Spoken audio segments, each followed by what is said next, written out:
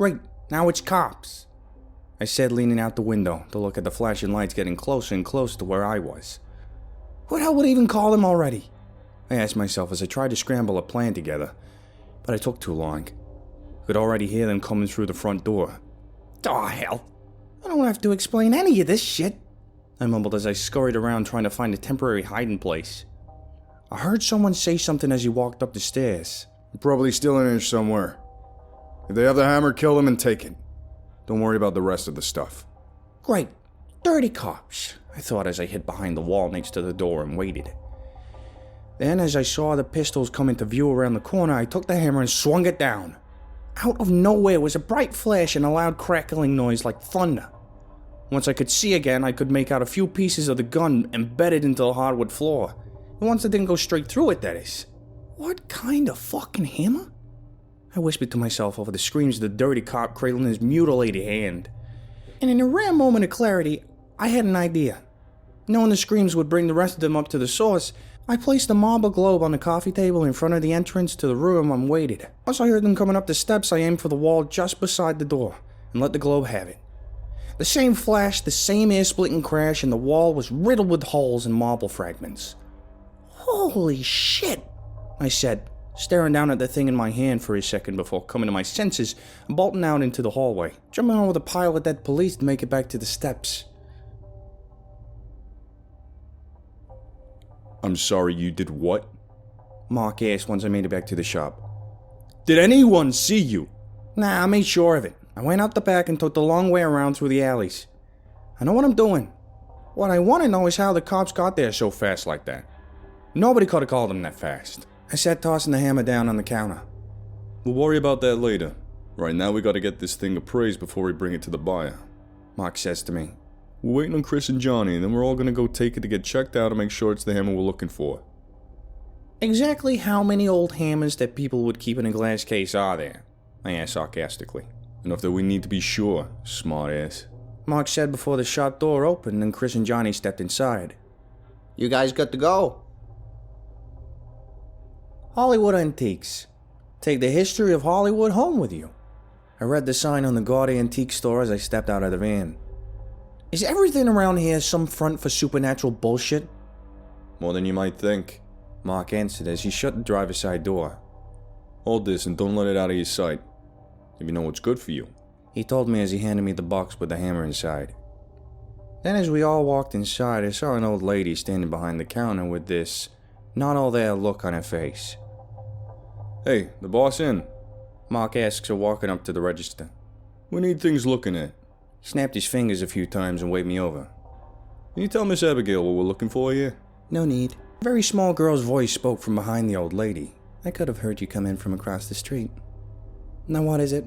A young girl asked as she walked from behind the woman, her head barely taller than the counter. We need an appraisal. We're pretty sure, but we don't want to take this out to the guy without you signing off first, Mark said as the girl stepped up onto a stool. Yo, we came all the way across town to have a toddler check this thing out? I blurted out before I could think, which caused Mark and Chris to both swat me across the back of the head at the same time. Shut it, stupid. She's a vampire. Got turned when she was a kid, so she stayed that size. She's older and knows more than all four of us put together. Mark barked into my face. Excuse me, yes, whilst I am a vampire and have a very youthful appearance, first and foremost, I am a businesswoman, and you'll mind your tone with me, or I'll mind it for you, she said bluntly, her hands resting on the glass tabletop next to the register. Yo, what? Did you just threaten me, you little bitch? What are you gonna do if I don't, huh? I yelled down at her. She responded by placing her hands on the countertop and lifting herself up onto it, standing with a soft grunt. Then she leaned down to grab the hem of her dress with both hands and began to lift it up. I woke up laying face down in the back of the van as it bounced around and rocked down the road. Oh, what the fuck happened? I groaned as I rolled over onto my back, my head pounding like one of those bongo drums. Abigail punting your ass across the antique store is what happened.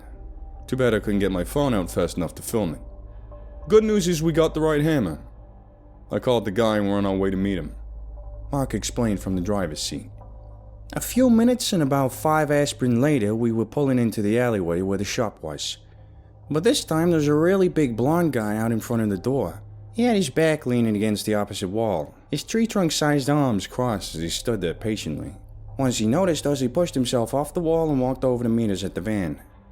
Here you go, Mr. Pye. Appraised by Miss Abigail herself. Mark set his hand in the man the box. Excellent! The man shouted in his booming voice. And nobody was hurt in its acquisition, as I requested? Oh, of course, Mr. Pye. Not a single hair harmed, answered Mark. Don't you say a fucking word. He then whispered in my ear once he saw the bullshit look on my face when I heard that. I really need to stop losing this thing, the man said as he flipped it in his hands a few times. Well, I suppose I should pay you gentlemen now. We all looked back and forth at each other trying to figure out who he was talking about, searching for any gentleman we hadn't noticed before. I guess you'll just have to pay us instead, Mr. Pye, Mark told him with a little chuckle. And the guy walked over to where he was standing when we got there and walked back with a small duffel bag. He reached out to hand it to Mark, but before he could grab it, the man pulled it back. Now, I'll know if you're lying to me. But we got the certificate from Mrs. Abigail. It's the real That's not what I mean. The man interrupted, his hand tightening around the bag's strap, sending ripples throughout the enormous muscles in his forearm. You know what I'm referring to. And I know about your aversion to ethics. This is your last chance. Okay, some not-so-nice people got what was coming to them. Big deal, Mark finally answered. We're Dirty Work Inc., not Happy Fun Time with Friends, LLC. What did you expect? Indeed. The man mumbled before dropping the bag next to Mark's feet. Well, time for me to leave, he said before a bright light and clash of thunder filled the valley. By the time I could open my eyes, he was gone, vanished into thin air. Whoops, actually my ride's this way, he said, walking around from behind me, holding the phone in his hand. We all just stared as he strolled down the alley, twirling the hammer in one hand, phone in the other as a car pulled up, waiting for the guy to get in. Without a word, Mark reached down and picked up the duffel bag and made his way into the shop, leaving the rest of us standing outside watching the car drive off with a strange guy in the back seat. Jesus, what a day, what a day, I groaned as the rest of us finally made it into the shop with Mark. What do you think he wanted with a hammer like that? You don't make it very far in our line of work asking questions like that, Chris answered as he walked to his desk at the back of the shop. Mark was well into counting stack after stack of bills from a larger pile on the table. He said, throwing several of the stacks my way. I don't know how the hell you keep making it out by the skin of your teeth like you do, but it's damn sure good for business. And the world would be me and the cockroaches, boss, I said, collecting my bills, stuffing them into my pockets. Anyway, I gotta get home. See what the goblins managed to destroy today. Which is a sentence that I said. Yeah, go ahead. Me and the boys got a special thing we've been meaning to take care of. It reminds me. Hey, Chris, you get that kid's bike like I asked? Yeah, it's in the back of my truck. Get the new guy to bring it in before he leaves, Chris answered. Once I got back to the apartments, I noticed Miss Barnes dragging herself out of the office.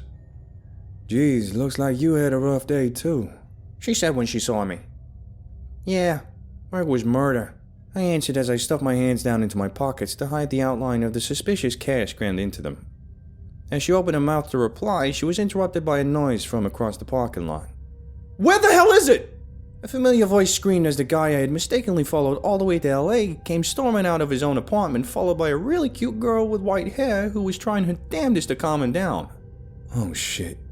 You might want to take off. I feel like this is about to get heated, Miss Barnes warned me as the guy stormed over.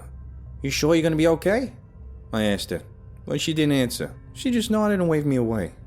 Okay, call me if you need anything, I told her as I left. As I walked through the door to my apartment, the goblin stuck its head out of the bag of dog food before climbing out and rolling over to the floor. It had eaten what looked like half a bag and had its gut so big it could barely walk. Yeah, well, I'm not getting you any more until next week if you eat all that, I told it as I headed to bed. As soon as my bag hit the bed, my phone rang. Son of a bitch, I groaned, digging my pocket. What? Break's over. Something came up. Get your ass back over here. Mark's voice spoke through the speaker before hanging up. Ah! I groaned, remembering to grab my pistol this time. The sound of Mark's voice made me feel like things had the potential to go south with whatever was going on. You behave, I told the goblin before heading out again. So what's the big deal? I asked as I walked inside the shop. But they didn't answer right off. They all stared at me for a few seconds before I noticed they were all standing around one of the carts we carried the bodies around on. Then I walked closer and realized there was a human body on it. Which wasn't unusual by itself, but how they were acting around it was. What's going on? I asked again. But then I noticed the smell. That body had been dead for a while. This guy right here works for that company that drives paranormal creatures around. Looks like he's been dead for a while. Problem with that, he's been taking rides the whole time. And we just found one of those passengers turn up dead too. So you see the issue with that? Mark explained. Yeah, not too often you get a ride from a dead guy. But what's this got to do with us? We can't have some cocksucker running around and doing shit like this in our court. Also, we don't want the owner of that company coming down and sticking her nose in our business. So now we gotta go find a supernatural serial killer. Basically. Luckily we got resources at the rideshare company. We just wait for that phone to go active and then go where it leads us. And then we whack the cocksucker. And then we whack the cocksucker. Mark confirmed. We spent the next hour getting ready. They had a small armory stashed away in the back, and they even called that muscular Chinese guy over. But he was busy with something else, so he didn't show up. They tossed me a ballistic vest out of the stockpile and told me to put it on just in case before handing me a rifle. It was starting to feel like a real fucked up SWAT team or something instead of a macabre branch of organized crime. Suppressed rifles in California. Not bad, I said, checking it over. Not just that, the suppressor is state of the art. Just hit the market. That with the rounds in there? Well, here. He said before taking his and firing a few rounds into the sandbag in the corner before I could even cover my ears. Okay, wait, I guess I need to explain real quick. You know those silences you see in movies and games when you just shoot and a little whistle or a hiss comes out? Well, that's not how it works. It's still a noisy affair. Most of the time there's a loud crack, like really loud. But not as bad as the raw sound going off a few feet from your ear. But it ain't quiet. Especially inside an enclosed room like we were in. Except what Mark had, with that thing. He fired around 4 shots, and all I could hear was the receiver and the bullet hitting the sandbag. Oh, hell yeah! Santa's getting a letter from me this year, I said in response. Just hold on to that one when we get back. Ho ho ho. Mark told me, sliding his own vest over his head. Might come in handy down the road. Then the phone beeped. Mark answered and a few seconds later hung up and said the signal had stopped somewhere outside of town. So we entered the location into the GPS and headed our way to the place. It was way out in the middle of nowhere. We couldn't see the light from the city after a while, it was so far out. I hadn't actually been that far out away from the city ever since I'd been in LA. And spending my whole life in and around New York City, it was kinda unsettling. Never thought of myself as someone who was scared of the dark. After spending so much time of my life around artificial light, I started getting more and more uneasy as the city lights became street lights, and the street lights became moonlight as we left civilization. After about an hour heading north later, we were getting real close. We turned off onto a long dirt road leading into the streets. Hey, the car's still there? Mark asked after making a call. The phone signal isn't pinged anywhere else. That's all I can say. The voice on the other end spoke up before hanging up. Alright, we're almost there. Mark said as we saw the blip getting closer on the GPS. And he stopped at a bend in the road, a ways from the destination, and turned it off.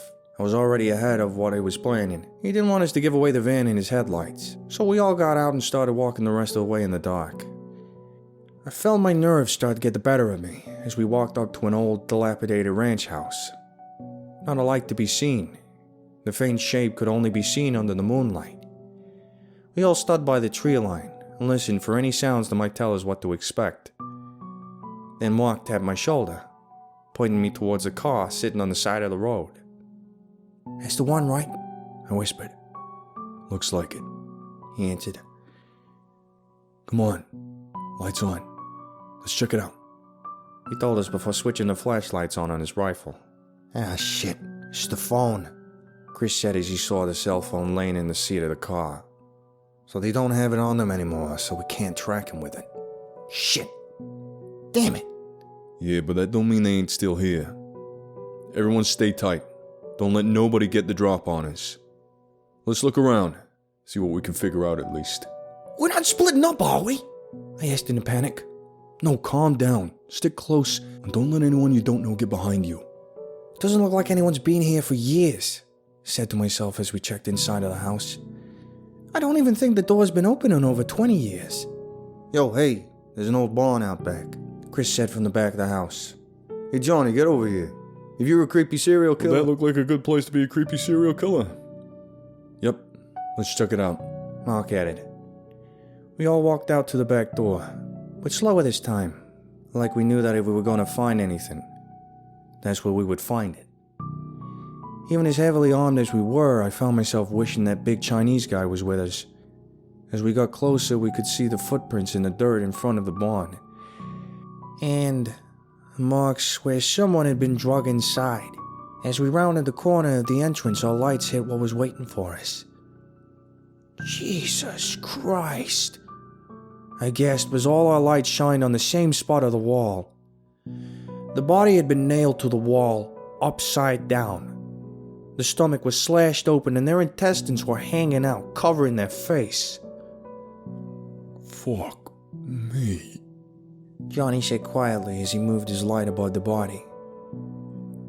Look, it says something. He told us. I looked up to read the words written in the blood above the corpse.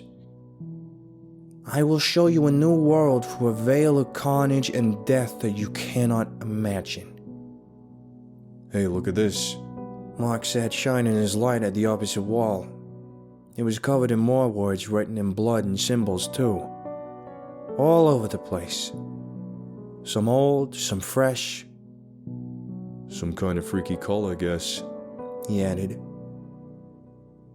So, how are we supposed to find this guy?